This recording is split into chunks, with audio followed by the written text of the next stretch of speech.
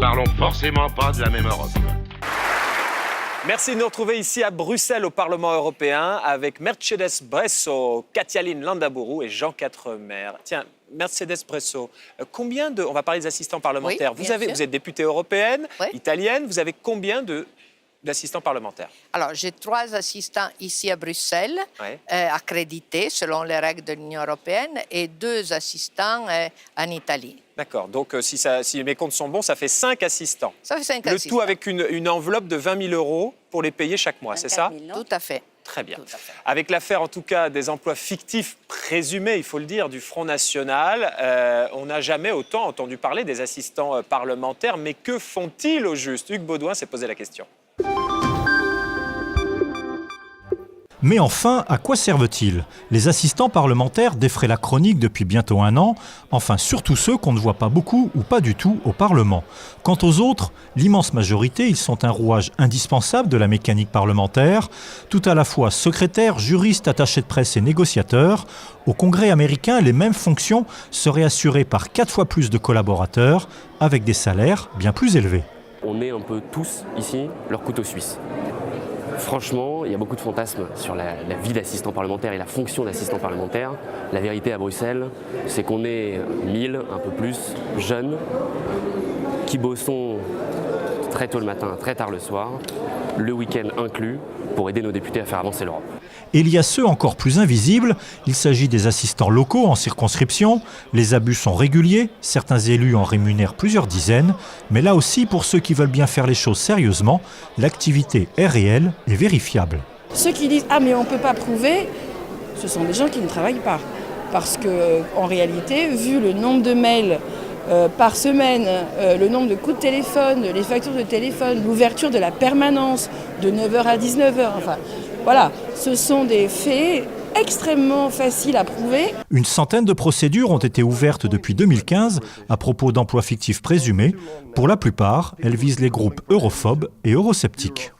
Alors, Katalin, c'est intéressant parce que Mercedes Bresso nous disait juste avant que vous aviez 3 assistants ici à Bruxelles Bien et sûr. Strasbourg et 2 Oui, assistants. en réalité, 1,5, parce que 1 est à mi-temps. Et un est à mi-temps. Comment on fait pour, Katalin, à votre avis, pour contrôler les assistants ici? A priori, ça, le Parlement a un œil sur eux, mais les locaux? Et en plus, les assistants ici, ils ont un contrat qu'ils ont passé directement avec le Parlement européen. Mais les assistants locaux, ils ont un contrat de droit national, donc dépend un peu de leur pays d'origine. Et puis, ils sont beaucoup plus nombreux. Contrairement à vous, Madame Bresso, les parlementaires, les députés européens ont en général 2 assistants en moyenne, 2 assistants ici, 6 assistants dans les circonscriptions.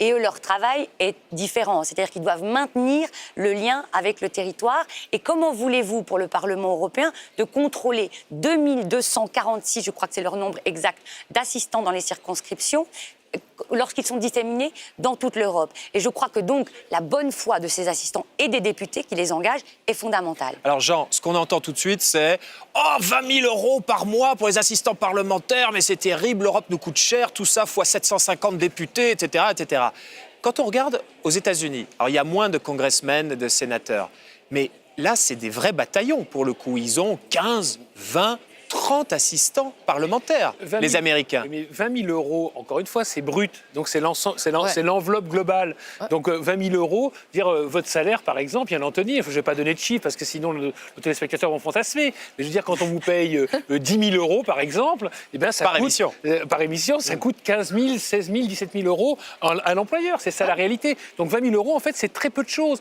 Alors, les 20 000 euros peuvent être répartis par les députés comme ils l'entendent. Alors, c'est vrai, là, il y a un problème, moi, je trouve, d'égalité entre les députés. Parce que, par exemple, un député français ne peut pas rémunérer son assistant local 700, 800 euros. Un député bulgare peut en avoir effectivement 10 ou 15 parce que le niveau de vie est bien inférieur au niveau de vie français, italien ou allemand. Donc là, il y a un problème sur les assistants locaux. Mercedes Bresso, vous êtes italienne, sachant qu'avant, les Italiens, et tout ça a été harmonisé, la rémunération des députés et des assistants. Depuis 2009. Parce qu'avant 2009, les députés italien, il touchait 11 000 euros par mois, alors que par exemple un député... Voilà. Mais ça, c'était les salaires des pays... députés. Voilà, c'était les salaires c'était 1 000 euros, mais l'écart était très important. Oui, mais maintenant, tout ça a été harmonisé. Maintenant, il y a un statut des députés. Tout ça est contrôlé. Mais pourquoi, quand on parle des assistants, des assistants fictifs, c'est quoi la fictivité de l'emploi? C'est que les assistants, en fait, travaillent. Mais ils ne travaillent pas pour le député. C'est ça. Ils travaillent pour le parti. Pour le parti. Est-ce que ça arrive, ça, en Italie? Écoutez, nous, on est très, très contrôlés. Et n'oubliez pas qu'en Italie, les députés européens sont élus avec les voix de préférence. Donc, moi, je dois prendre 100 000 voix de préférence sur 17 millions d'habitants pour être élu. Donc, en réalité, mes assistants parlementaires travaillent à rendre connu à mes électeurs ce que je fais en Europe. Votre préférence, ça veut dire que sur la liste, les électeurs choisissent qui ils veulent. Oui, exact. Ils doivent écrire votre nom. Donc, ils doivent aussi apprendre à l'écrire. Oui, tout à fait. Alors, il faut être bien connu en Italie pour être parlementaire européen. Vous auriez pu vous appeler Fiat, ça aurait été encore mieux que Mercedes en Italie. Pardon, c'est tout à fait possible de contrôler. Moi, c'est fait par mes assistants italiens. J'ai une newsletter, j'ai les sites Internet, Facebook, Twitter, tout ça. Et est un boulot énorme, mais lié strictement à l'Europe. Voilà, il faut avoir conscience de ce qu'est un député européen. Je veux dire qu'il est entre Bruxelles et Strasbourg. Il doit faire son travail de parlementaire, donc adapter des lois. Et comment fait-il donc, s'il fait vraiment ce travail sérieusement, pour maintenir le contact avec son parti du pays d'origine? Comment est-ce qu'il fait pour, effectivement, se faire connaître son travail auprès de ses concitoyens? Donc il a besoin des assistants. Je veux dire qu'aujourd'hui, on est en train de verser dans une espèce de populisme. Quand on voit le niveau de notoriété des députés européens en France... Mais ça prouve quoi? Ça prouve que peut-être il devrait davantage faire de travail sur le terrain. C'est au lieu de dire, ah ben, ce que là, on va réduire l'enveloppe. Plus d'assistants. Mais oui, absolument. Merci pour cette phrase de conclusion. C'était la conclusion de l'émission. Après la pause, le Brexit aurait déjà eu lieu. C'est un géologue qui le dit. À tout de suite. Nous ne parlons forcément pas de la même Europe.